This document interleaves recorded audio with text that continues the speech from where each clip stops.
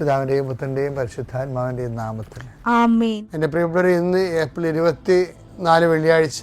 അമ്മേ പരിശുദ്ധ അമ്മേ, അമ്മേ പരിശുദ്ധ ദൈവമാതാവേ, കൃപാസനത്തിലൂടെ ഞങ്ങൾക്കും ഞങ്ങളുടെ ദേശത്തിനും അമ്മ മധ്യസ്ഥം തേടി തന്ന എല്ലാ അനുഗ്രഹങ്ങൾക്കും കൃപകൾക്കും ഞങ്ങളിപ്പോൾ ഹൃദയം നിറഞ്ഞ നന്ദി പറയുന്നു. അമ്മേ പരിശുദ്ധമ്മേ ദൈവമാതാവേ, 2004 ഡിസംബർ 7 ഉച്ചകഴിഞ്ഞ് 2:30 കൃപാസനത്തിൽ സംഭവിച്ച അമ്മയുടെ പ്രത്യക്ഷപ്പെടലിനെ കുറിച്ച് തിരുസഭയ്ക്ക് സമർപ്പിച്ചിരിക്കുന്ന പഠനരേഖകളുടെ മേൽ സഭാത്മകമായ പഠനം ആരംഭിക്കുവാൻ ഞങ്ങൾ പ്രാർത്ഥിക്കുന്നു.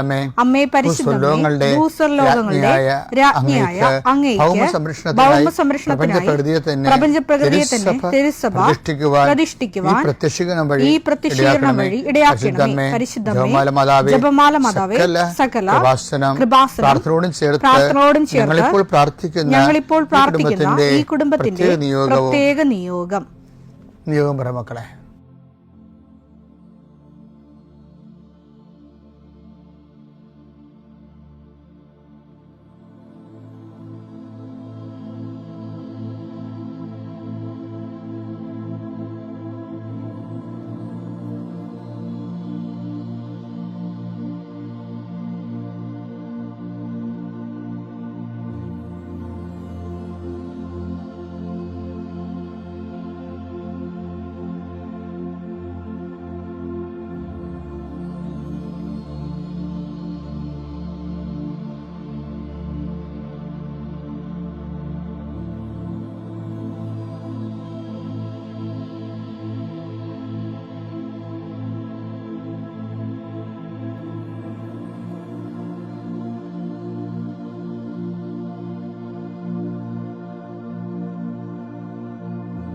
അമ്മയുടെ പ്രത്യക്ഷീകരണത്തിന്റെ ഈ അനുഗ്രഹവേളയിൽ ഞങ്ങൾക്ക് സാധിച്ചു തരുവാൻ കനിയണമേ.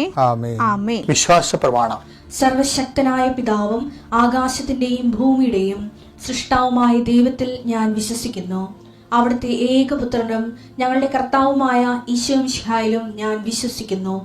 ഈ പുത്രൻ പരിശുദ്ധാത്മാവിനാൽ ഗർഭസ്ഥനായി കന്യകാമറിയത്തിൽ നിന്ന് പിറന്ന് പൊന്തിയോസ് പീലാത്തോസിന്റെ കാലത്ത് പീഡകൾ സഹിച്ച് കുരിശിൽ തറയ്ക്കപ്പെട്ട് മരിച്ച് അടക്കപ്പെട്ട് പാതാളങ്ങളിൽ ഇറങ്ങി മരിച്ചവരുടെ ഇടയിൽ നിന്ന് 3-ാം നാൾ ഉയർത്ത് സ്വർഗത്തിലേക്ക് എഴുന്നള്ളി സർവശക്തിയുള്ള പിതാവായ ദൈവത്തിന്റെ വലതുഭാഗത്തിരിക്കുന്നു. അവിടെ നിന്ന് ജീവിക്കുന്നവരെയും മരിച്ചവരെയും വിധിക്കുവാൻ വരുമെന്നും ഞാൻ വിശ്വസിക്കുന്നു. പരിശുദ്ധാത്മാവിലും ഞാൻ വിശ്വസിക്കുന്നു. വിശുദ്ധ കത്തോലിക്കാ സഭയിലും പുണ്യവാന്മാരുടെ ഐക്യത്തിലും പാപങ്ങളുടെ മോചനത്തിലും ശരീരത്തിന്റെ ഉയർപ്പിലും നിത്യമായ ജീവിതത്തിലും ഞാൻ വിശ്വസിക്കുന്നു. ആമേൻ. സുഖസ്ഥനായ ഞങ്ങളുടെ പിതാവേ, അങ്ങയുടെ നാമം പൂജിതമാകണമേ. അങ്ങയുടെ രാജ്യം വരണമേ. അങ്ങയുടെ തിരുമനസ് സ്വർഗത്തിലെ പോലെ ഭൂമിയിലും ആകണമേ. അന്നു വേണ്ടുന്ന ആഹാരം ഇന്ന് ഞങ്ങൾക്ക് തരണമേ.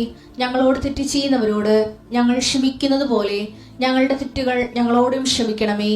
ഞങ്ങളെ പ്രലോഭനത്തിൽ ഉൾപ്പെടുത്തരുതേ, തിന്മയിൽ ഞങ്ങൾ രക്ഷിക്കണമേ. ആമേൻ. നന്മ നിറഞ്ഞ മറിയമേ, സ്വസ്തി. കർത്താവ് അങ്ങയുടെ കൂടെ സ്ത്രീകളിൽ അങ്ങ് അനുഗ്രഹിക്കപ്പെട്ടവളാകുന്നു. അങ്ങയുടെ ഉദരത്തിൻ ഫലമായി ഈശോ അനുഗ്രഹിക്കപ്പെട്ടവനാകുന്നു. പരിശുദ്ധ മറിയമേ, തമ്പുരാന്റെ അമ്മേ, പാപികളായ ഞങ്ങൾക്ക് വേണ്ടി ഇപ്പോഴും ഞങ്ങളുടെ മരണസമയത്തും തമ്പുരാനോട് അപേക്ഷിക്കണമേ. ആമേൻ. കർത്താവേ, നിന്റെ ഉന്നതമായ നാമത്തിന് സ്വസ്ഥം ചെയ്യും. കർത്താവേ, നിന്റെ വിശുദ്ധ പൗരോഹിത്യത്തെ മഹത്വപ്പെടുത്തണമേ. കർത്താവെ, സഭയിലുള്ള സാന്നിധ്യം പ്രകടമാക്കണം. 40 വർഷം ഞാൻ അർപ്പിച്ച കൃപാന്റെ യുഗതിയാണ്. കൃപാസ്ഥാനത്താറെ ജീവനോടെ പ്രത്യക്ഷപ്പെട്ട മാതാവിന്റെ മാധ്യസ്ഥ രോഗികള്, പീഡിതരെ, മാനസിക സംഘർഷം അനുഭവിക്കുന്നവരെ, ഡിപ്രഷൻ അനുഭവിക്കുന്നവര്, മരുന്ന് കഴിച്ചിട്ട് ഉറക്കം മൂടുകയും ശരീരം തൂക്കം വെക്കുകയും ചെയ്യുന്നതല്ലാതെ പ്രത്യേകിച്ച് പ്രയോജനമൊന്നും ഇല്ലാതെ ഡിപ്രഷൻ കൊണ്ട് വേദനിച്ച് ജീവിക്കുന്ന ആൾക്കാരെ കർത്താവേ, നീ അവരെ തൊടണമെന്ന് പ്രാർത്ഥിക്കുന്നു.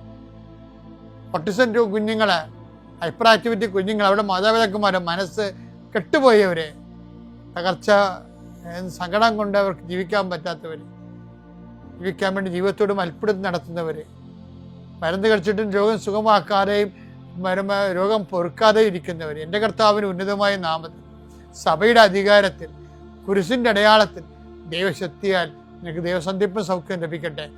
പിതാവും പുത്രനും പരിശുദ്ധാത്മാവുമായ സർവ്വേശ്വര എന്നേക്കും ആമേൻ. എൻ്റെ പ്രിയപ്പെട്ടവരെ, ഞാൻ ഈ കഴിഞ്ഞ ദിവസങ്ങളിലേ വെറുതെ ഒരു കുസൃതി ചിന്ത എൻ്റെ മനസ്സിൽ വന്നു.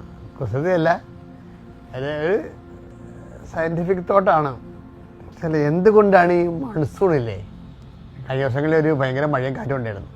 അപ്പോൾ ഞാൻ ചിന്തിച്ചു പോയതാ, എന്തുകൊണ്ടാണ് ഈ മൺസൂൺ കാലത്ത് നമ്മുടെ ചെടികളില്ലേ, ചെടികൾ, മരങ്ങൾ എല്ലാം വളർച്ച അറസ്റ്റ് ചെയ്ത് ഇങ്ങനെ ഡോർഫായിട്ട് നിൽക്കും, ഡ്രൂപ്പായിട്ട് നിൽക്കും, അതായത് ഇങ്ങനെ മുരടിച്ച് നിൽക്കും.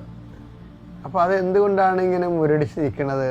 മഴക്കാലത്ത് നല്ല വെള്ളം കിട്ടുമ്പോൾ ചാടി വളരേണ്ടതല്ലേ, അതിന് പകരം നേരെ കിഴിപ്പോട്ടാണല്ലോ ചെടി വളരണത് എന്ന് ചിന്തിച്ച് ഞാൻ നമ്മുടെ ChatGPT സാധനം അടിച്ച് നോക്കി. എന്തുകൊണ്ടാണ് മൺസൂൺ കാലത്ത് ഇങ്ങനെ ട്രീസ് ഇങ്ങനെ ഡ്രൂപ്പ് മുരടിച്ച് പോണതെന്ന്. അപ്പോൾ അവർ 2-3 കാര്യങ്ങൾ പറഞ്ഞവർ. ഒന്നാമത്തെ കാര്യം പറഞ്ഞത്, ഈ മൺസൂൺ കാലത്ത് എപ്പോഴും മഴയായിരിക്കുമല്ലോ. മഴയായിരിക്കുമ്പോൾ ഈ മഴ മേഘങ്ങൾ എപ്പോഴും ഇങ്ങനെ ആകാശത്ത് തങ്ങി നിൽക്കും. അത് കാരണം സൂര്യൻ അധികം പ്രകാശം കിട്ടത്തില്ലാത്തത് കൊണ്ട് ഫോട്ടോസിന്തസിസ് നടക്കത്തില്ല. ഞാൻ ചിന്തിച്ചില്ല, പക്ഷേ ChatGPT സാധനമുണ്ട്.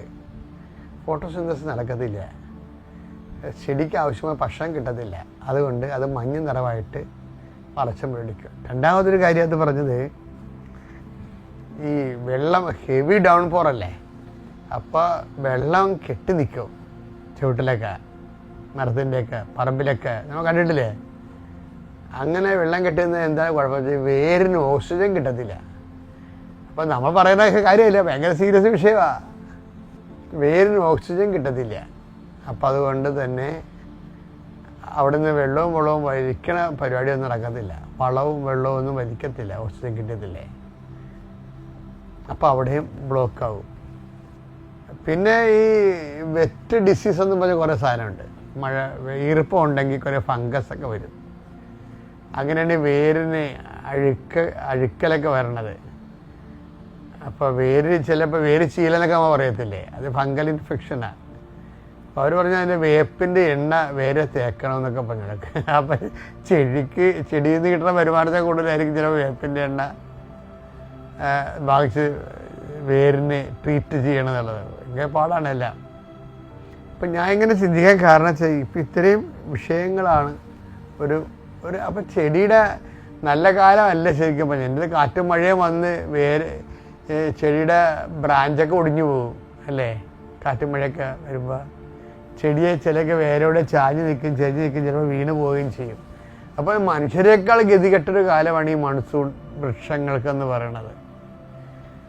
അതുകൊണ്ടാണ് ദൈവം എല്ലാ കാലത്തും വൃക്ഷങ്ങൾ ഉണ്ടാക്കാതെ, എല്ലാ കാലത്തും മൺസൂൺ ഇല്ലല്ലോ.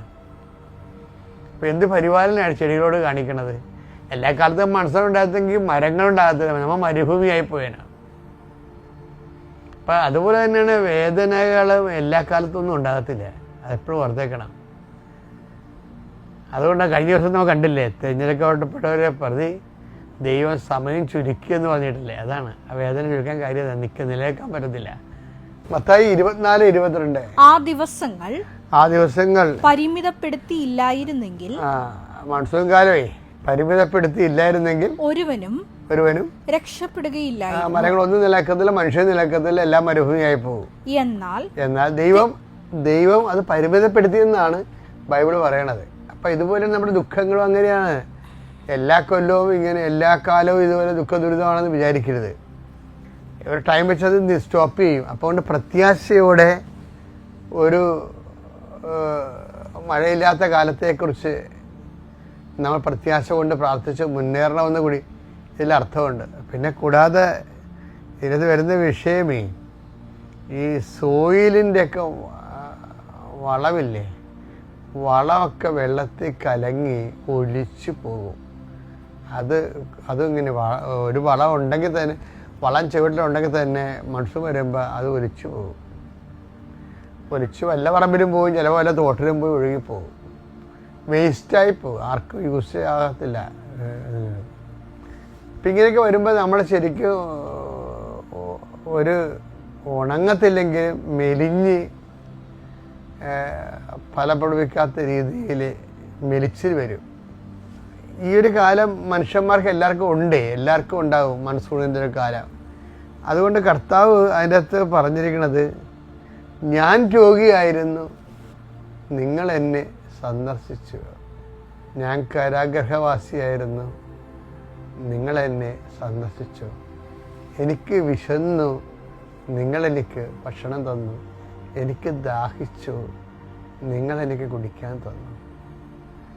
ഞാൻ നഗ്നനായിരുന്നു, നിങ്ങളെന്നെ ഉടുപ്പിച്ചു. അപ്പോൾ ഈ മൺസൂൺ കാലം നമ്മുടെ മനുഷ്യർക്കും വരും ഇതുപോലെ. അതുകൊണ്ടാണ് ദൈവം ഈ മൺസൂൺ കാലം അനുഭവിക്കുന്ന എല്ലാ മനുഷ്യരെയും ക്രിസ്തുവായിട്ട് തന്നെ കാണണമെന്നും അവർക്ക് ആ സമയത്ത് സപ്പോർട്ട് ചെയ്യണമെന്ന് ആണ് ബൈബിളിൻ്റെ നടപടിക്രമം. ബൈബിൾ നടപടിക്രമം അതാണ്, ആ സമയത്ത് സപ്പോർട്ട് ചെയ്യണമെന്ന്. സപ്പോർട്ട് ചെയ്തില്ല എന്നുണ്ടെങ്കിൽ നമ്മുടെ ജന്മദൗത്യം തന്നെ ഒരു ജന്മദൗത്യമായിട്ടാണ് ദൈവം നമുക്ക് തന്നിരിക്കുന്നത്. രോഗിയെ, കരഘവാസിനെ, നഗ്നനെയും വിശക്കുന്നവനെയും ഒക്കെ അവൻ്റെ മൺസൂൺ മഴ തോരാത്ത കാലങ്ങളിലെ, കണ്ണീര് തോരാത്ത കാലങ്ങളിലെ അവന് കൈത്താങ്ങായി നിൽക്കുന്നത് നിസ്സാരമല്ല ശരിക്കും. 25:35 എന്തെന്നാൽ എനിക്ക് വിശന്നു, നിങ്ങൾ ഭക്ഷിക്കാൻ തന്നു. എനിക്ക് ദാഹിച്ചു, നിങ്ങൾ കുടിക്കാൻ തന്നു. ഞാൻ പരദേശിയായിരുന്നു, നിങ്ങൾ എന്നെ സ്വീകരിച്ചു. ഞാൻ നഗ്നനായിരുന്നു, നിങ്ങൾ എന്നെ ഉടുപ്പിച്ചു. ഞാൻ രോഗിയായിരുന്നു, നിങ്ങൾ എന്നെ സന്ദർശിച്ചു. ഞാൻ കാരാഗൃഹത്തിലായിരുന്നു, നിങ്ങൾ എൻ്റെ അടുത്ത് വന്നു. ഇതെല്ലാം അപ്പം നിങ്ങൾ ഓർക്കും, അവസാനം ഈശോയെ കുറിച്ച് പറയണത് എന്താണ്? എൻ്റെ പിതാവിനാൽ അനുഗ്രഹീതരെ വരുവിൻ. അവിടെയാണ് എനിക്ക് ടെസ്റ്റ് ചെയ്യാനുള്ളത് നിങ്ങൾക്ക്. മത്തായി 25:34. അനന്തരം രാജാവ് തന്റെ വലതുഭാഗത്തുള്ളവരോട് അരുളി ചെയ്തു, എന്റെ പിതാവിനാൽ അനുഗ്രഹിക്കപ്പെട്ടവരെ വരുവിൻ. ലോകസ്ഥാപനം മുതൽ നിങ്ങൾക്കായി സജ്ജമാക്കിയിരിക്കുന്ന രാജ്യം അവകാശപ്പെടുത്തുവിൻ. അപ്പൊ ഇതിന്റെ വിഷയം നമ്മൾക്ക് ഈ വ്യാഖ്യാനങ്ങൾ വരുന്ന ഒരു പ്രശ്നമുണ്ട്. ഇതിനെ പെട്ടെന്ന് എടുത്ത് നിത്യതയുമായിട്ടാണ് കണക്ട് ചെയ്യണത്. എന്താണ്? എൻ്റെ പിതാവിനാൽ അനുഗ്രഹീതരെ വരുവിൻ, ലോക മുതൽ നിങ്ങൾക്ക് ഒരിക്കലും രാജ്യം കൈവശമാക്കാൻ. അപ്പോൾ നിത്യതയുടെ അന്ത്യവിധിയുമായിട്ട് ബന്ധപ്പെടുത്തിയാണ് ഈ ഭാഗങ്ങൾ എപ്പോഴും വ്യാഖ്യാനിക്കുന്നത്. പക്ഷേ നിങ്ങളത് ചിന്തിച്ച് നോക്കിയേ, ഈശോ എന്താ പറയണത്? ചത്ത് കഴിയുമ്പോൾ അനുഗ്രഹിക്കുമെന്നാണ് പറയണത്. എൻ്റെ പിതാവിനാൽ അനുഗ്രഹിക്കപ്പെട്ടവരെ വരുവിൻ. ഇത് ചെയ്യുമ്പോൾ തന്നെ നമ്മൾ അനുഗ്രഹീതരായി. അതുകൊണ്ടാണ് ഈ ഉടമ്പടിയിൽ ഇത് വെച്ചിരിക്കണത്. ഇപ്പം നിങ്ങളെ മക്കളുടെ കല്യാണം നടക്കണില്ല, ജപ്തി നടപടിയാണ്, പറമ്പിന് വിസ പുതുക്കി കിട്ടണില്ല എന്നൊക്കെ പറഞ്ഞ് വരുമ്പോൾ ഞങ്ങൾ നിങ്ങളോട് ഉടമ്പടി പ്രകാരം എന്താ പറഞ്ഞത്? നിങ്ങൾ രോഗികളെ പോയി കാണണം, അവരെ കുളിപ്പിക്കണം, അവർക്ക് പൈസ കൊടുക്കണം, നിങ്ങളുടെ വരുമാനം ഭക്ഷണമായിട്ടും സമ്പത്തായിട്ടൊരു പങ്കുവെക്കണം എന്ന് പറയുമ്പോൾ എന്താ സംഭവം? അതിനകത്തൊരു ഓഫർ കിടക്കുന്നുണ്ട്. എന്താണ്? അങ്ങനെ ചെയ്യുമ്പോൾ എക്സ്ട്രാ ബ്ലെസ്സിങ്സ് വരുന്നുണ്ട്. അത് ചത്ത് കഴിയുമ്പോൾ വിധിയാളനായിട്ട് കിട്ടണം മാത്രമല്ല, അത് ആ ഒരൊറ്റ നടപടിക്രമം കൊണ്ട് നമ്മൾ അത് അപ്പം തന്നെ ബ്ലെസ്ഡ് ആകുകയാണ്. അതുകൊണ്ടാണ് ഞാൻ നിങ്ങളോട് എപ്പോഴും ഈ വിഷയത്തെ, കാരുണ്യപ്രവൃത്തിയെക്കുറിച്ച് പറയുമ്പോൾ, കാരുണ്യപ്രവൃത്തിയുടെ ഈ മൺസൂൺ കാലത്ത് മനുഷ്യനായി നിൽക്കാൻ കഴിഞ്ഞാലേ നമ്മൾക്കും നമ്മളുടെ മൺസൂൺ കാലങ്ങളെ അതിജീവിക്കാൻ കഴിയും. പിതാവിൻ്റെയും പുത്രൻ്റെയും പരിശുദ്ധാത്മാവിൻ്റെയും നാമത്തിൽ.